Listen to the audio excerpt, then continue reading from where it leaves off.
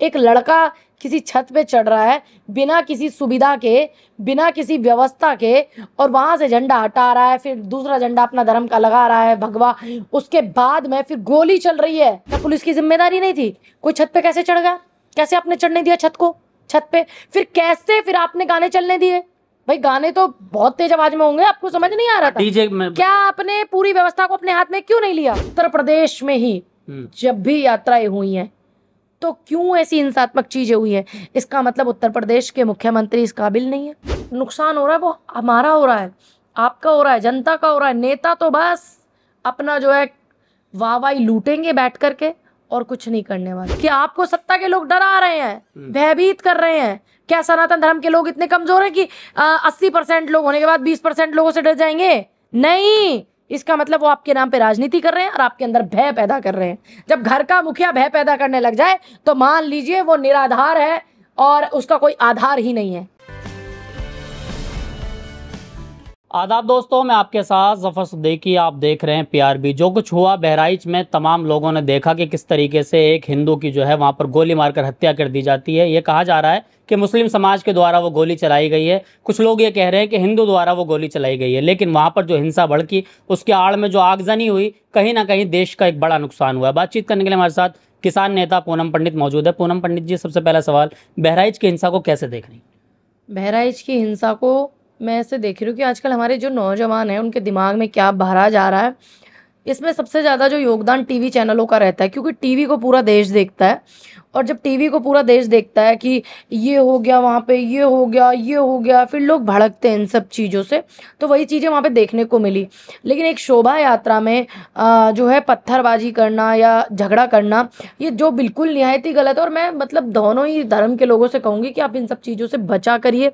और मैं मुस्लिम धर्म के लोगों से भी कहूँगी कि आप देख रहे हैं किसी चीज़ को और उग्र बनाने में मीडिया का बड़ा योगदान रहता है, तो आपको थोड़ा इन सब चीज़ों से बचना चाहिए। और अपने धर्म के लोगों से मैं कहूँगी, सनातन धर्म के लोगों से, कि इस पूरे मामले में सरकार की नाकामी भी रही है और वो आपके नाम पे राजनीति करते हैं। और एक 22 साल का लड़का जिसमें उसकी मौत हो गई है, गोपाल की जी। आप इस चीज़ को देखिए। क्या गोपाल किसी मंत्री का बेटा था? क्या किसी बड़े बिजनेसमैन का बेटा था? नहीं, वो एक गरीब परिवार का बेटा था। उसकी उसमें हत्या हो गई।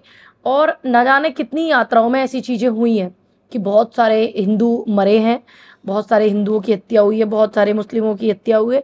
तो इसमें जो नुकसान हो रहा है वो हमारा हो रहा है, आपका हो रहा है, जनता का हो रहा है। नेता तो बस अपना जो है वाहवाही लूटेंगे बैठ करके और कुछ नहीं करने वाले। पूनम जी, सवाल यह है कि एक धर्म का वहाँ पर झंडा लगा हुआ था जिससे ये पूरी शुरुआत हुई। वो एक इस्लामिक झंडा था। कुछ दिन पहले एक त्यौहार था ईद मिलादुन्नबी, उस मौके पर शायद लगाया गया होगा। उस झंडे को इस तरीके से उग्र भीड़ में से जाकर उतारना, फिर वहाँ पर दूसरा झंडा लगाना, फिर जय श्री राम के नारे लगाने, आखिर वो किसने चढ़ने की इजाज़त दी, किसके द्वारा ये सब कुछ हुआ? जो झंडा लगा हुआ था, गोपाल मिश्रा ने जो झंडा, किसी की छत पे चढ़ना भी गलत है, ये भी एक अपराध है। किसी के घर में आप जबरन चढ़ गए, किसी के धर्म के मजहब के झंडे को आपने हटाया उनके घर से, ये भी अपराध है। आप किसी के यहाँ झंडा अपनी उनकी सहमति से आप लगा सकते हैं, किसी भी झंडे को, चाहे वो किसी पार्टी का हो, किसी धर्म का हो, उनकी सहमति से लगा सकते हैं और उनका झंडा हटा नहीं सकते, ये भी एक अपराध है। लेकिन उससे भी बड़ा अपराध तो ये है ना कि आपने गोली मार दी। कैसे आप किसी को गोली मार सकते हो? कैसे आप किसी का कत्ल कर सकते हो? कैसे आप एक आतंकवादी बन सकते हो? कैसे? उससे भी बड़ी चीज जो है, गोली मारने से एक लड़का मर गया, एक घर का बेटा चला गया।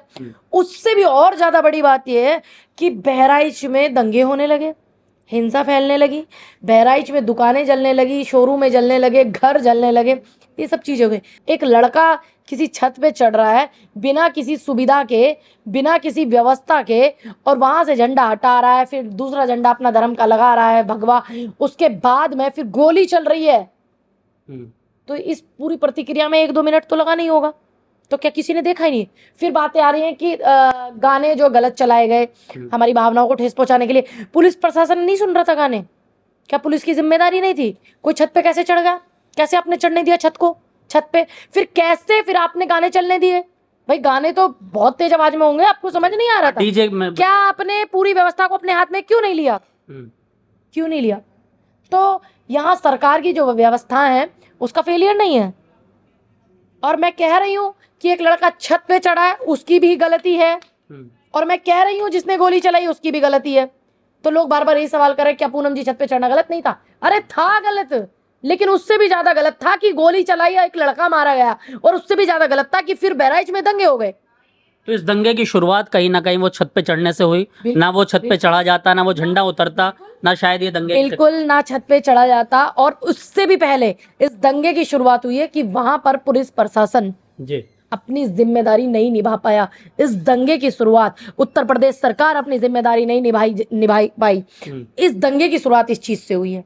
लेकिन जिस तरीके से वहाँ पर वो झंडे से जो शुरुआत हुई, अगर पुलिस प्रशासन वहाँ पर वीडियोग्राफी कर रहा होता, और करनी भी चाहिए जिस तरीके से होती भी है, ड्रोन वीडियोग्राफी होती है, ड्रोन से वीडियोग्राफी होती है, बड़ी बड़ी शोभा यात्राओं में होती है। अभी हमारी कोई किसान पंचायत लगने लग जाए तो कम से कम 10 तो पुलिस वाले आते हैं वीडियो करने के लिए, ठीक है। तो इस यात्रा की भी बहुत सारी वीडियो होंगी, ऐसा नहीं है नहीं होंगी। अभी बहुत सारे चेहरे बेनकाब होने होंगे और अभी बहुत सारी चीजें खुलनी होंगी।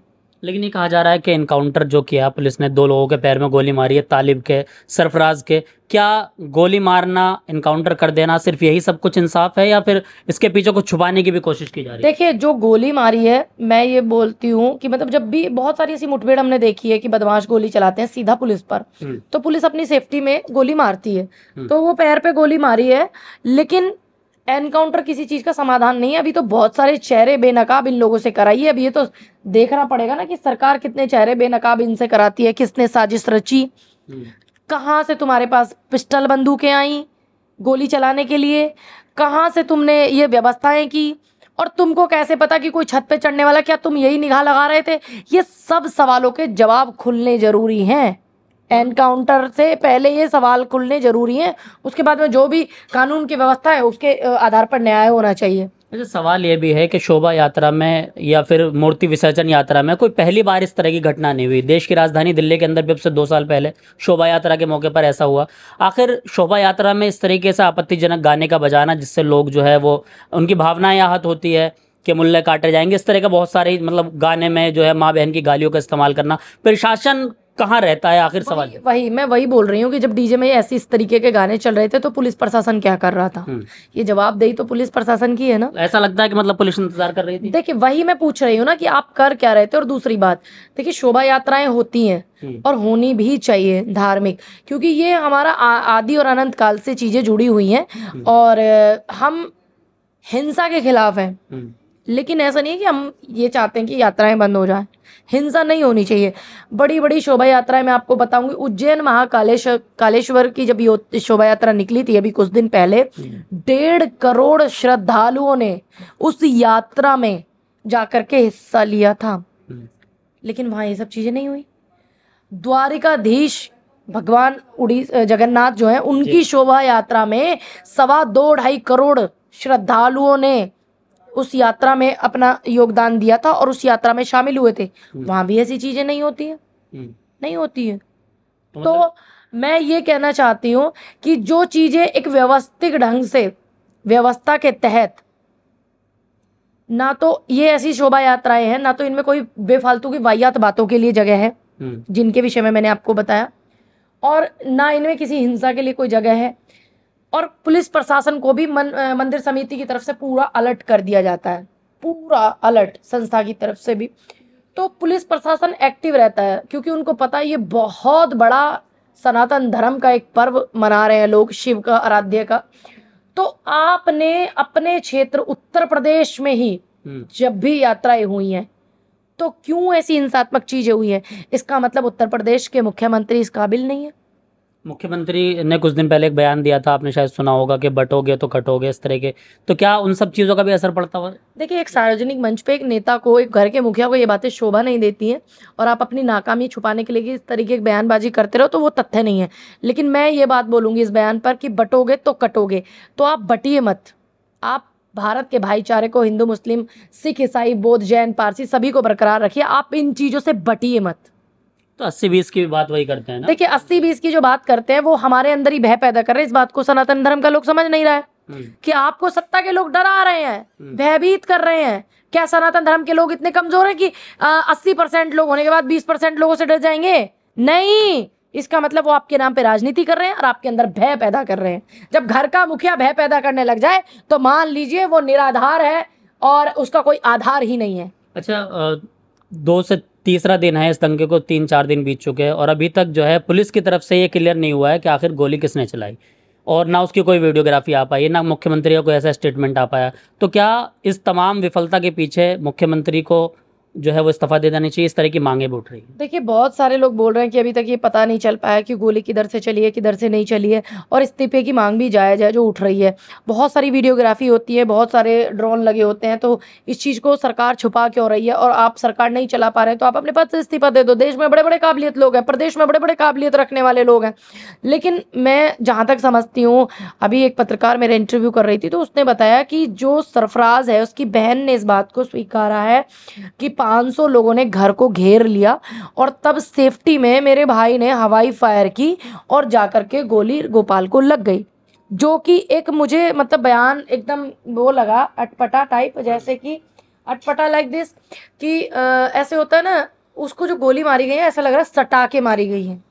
लेकिन ये बयान कितना सच है कितना नहीं है ये मैं नहीं जानती हूँ, लेकिन इस बात को हम जांच के ऊपर छोड़ते हैं कि जांच होगी, पड़ताल होगी, जो मुल्जिम होगा पकड़ा जाएगा, जेल जाएगा, कानूनी कार्रवाई होगी और उस पे संगीन धाराओं में मुकदमे होंगे। एक आखिरी सवाल, उत्तर प्रदेश के पूर्व मुख्यमंत्री अखिलेश यादव ने ये कहा कि अगर योगी चाहते तो ये दंगा रुक सकता था। बिल्कुल रुक सकता था, क्योंकि जब इस तरीके की चीजें हुई आपको भारी संख्या में वहां पर पुलिस बल तैनात करने देने चाहिए थे। अभी आप किसान आंदोलन होने लग जाए, अभी देश का कोई आंदोलन होने लग जाए नौजवानों का, तो आप 50-50 कंपनियां विदेशों से मंगा लेते हो। और जब आपको पता है कि एक बेटे की एक समुदाय के लड़के की हत्या हो गई है वहां पर गोली चल करके, और हिंसा वहां भड़क सकती है क्योंकि मामला 2 धर्मों का है, तो आपने क्यों व्यवस्था को नहीं संभाला? आपने क्यों इंतजार किया? आपने क्यों घरों को जलने दिया? क्यों जलने दिया आपने घरों को, दुकानों को?